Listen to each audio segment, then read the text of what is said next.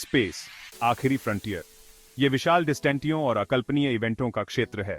हमारा ग्रह पृथ्वी इस यूनिवर्सीय सागर में एक छोटे से कण के समान है।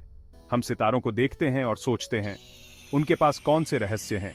अंतरिक्ष की गहराइयों में कौन से रहस्य छिपे हैं? ब्रह्मांड की कुछ सबसे आकर्षक पहेलियों का पता लगाने के लिए इस यात्रा में हमारे साथ जुड़े।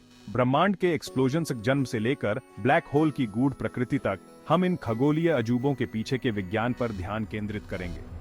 हम सुपरनोवा के मिस्ट्रीजों को उजागर करेंगे, वे शानदार तारकीय विस्फोट जो ब्रह्मांड को रोशन करते हैं। और हम समय यात्रा की आकर्षक संभावना पर भी विचार करेंगे, एक ऐसी अवधारणा जिसने सदियों से मानवता को मोहित किया है। तो तैयार हो जाइए और ब्रह्मांड के माध्यम से एक रोमांचकारी सवारी के लिए तैयार हो जाइए। अनंत ब्रह्मांड की हमारी खोज शुरू होने वाली है। एक ऐसे ब्रह्मांड की कल्पना करो जो एक परमाणु से भी छोटा है, अकल्पनीय रूप से गर्म और डेंस। फिर लगभग 13.8 अरब साल पहले सब कुछ बदल गया। यह छोटा सा बिंदु एक भीषण प्रलय में फट गया। हम इस घटना को बिग बैंग कहते हैं। पलक झपकते ही ब्रह्मांड आश्चर्यजनक गति से फैल गया। यह मौजूदा अंतरिक्ष में विस्फोट नहीं था, बल्कि स्वयं अंतरिक्ष का विस्तार था। जैसे जैसे ब्रह्मांड ठंडा होता गया, ऊर्जा पदार्थ में संघनित होती गई। पहले प्राथमिक कण आए, हर चीज के निर्माण ब्लॉक्स। फिर मिलियनों ईयर्सों में इन स्पेकों ने एटमों, तारों और आकाश गंगाओं का निर्माण किया। बिग बैंग मॉडल हमारे ब्रह्मांड की उत्पत्ति के लिए प्रचलित सिद्धांत है। यह प्रचुर मात्रा में अवलोकन संबंधी साक्ष्यों द्वारा समर्थित है।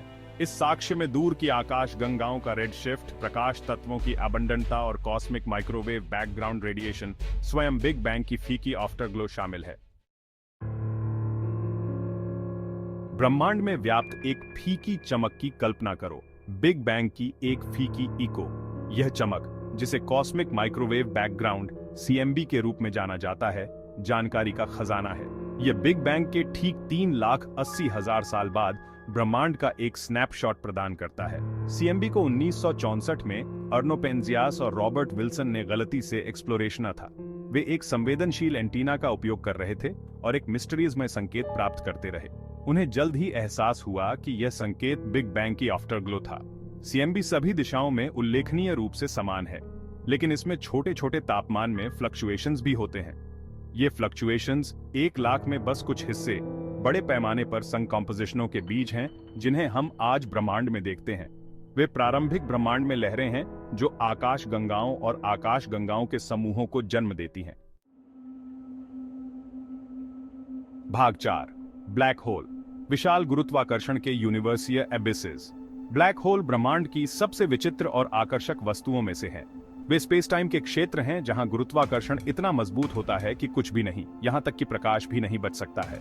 आइंस्टीन के सामान्य सापेक्षता के सिद्धांत ने ब्लैक होल के एग्जिस्टेंस की भविष्यवाणी की थी, लेकिन एस्ट्रोनॉमर्सों को उनके प्रमाण एक्सप्लोरेशन में दशकों लग गए। ब्लैक होल तब बनते हैं जब विशाल तारे अपने जीवन के अंत में ढह जाते हैं। तारे का कोर फट जाता है, जिससे पदार्थ एक असीम रूप से छोटे बिंदु में कुचल जाता है, जिसे विलक्षणता कहा जाता है। विलक्षणता एक घटना क्षितिज से घिरी हुई है, वापसी की कोई बात नहीं है। घटना क्षितिज को पार करने वाली कोई भी चीज हमेशा के लिए फंस जाती है, विलक्षणता की ओर अथक रूप से खींची जाती है। हम ब्लैक होल को सीधे नहीं देख सकते हैं, लेकिन हम पास के तारों और गैस पर उनके गुरुत्वाकर्षण इफेक्ट से उनकी उपस्थिति का पता लगा सकते हैं। भाग 5, एक ब्लैक होल की शारीरिक रचना, विलक्षणता, घटना क्षितिज और अभिवृद्धि डिस्क। आइए एक ब्लैक होल की शारीरिक रचना में गहराई से उतरें। इसके केंद्र में विलक्षणता है, अनंत डेंसिटी और शून्य आयतन का एक पॉइंट। यहाँ भौतिकी के नियम जैसा कि हम जानते हैं कि वे टूट जाते हैं।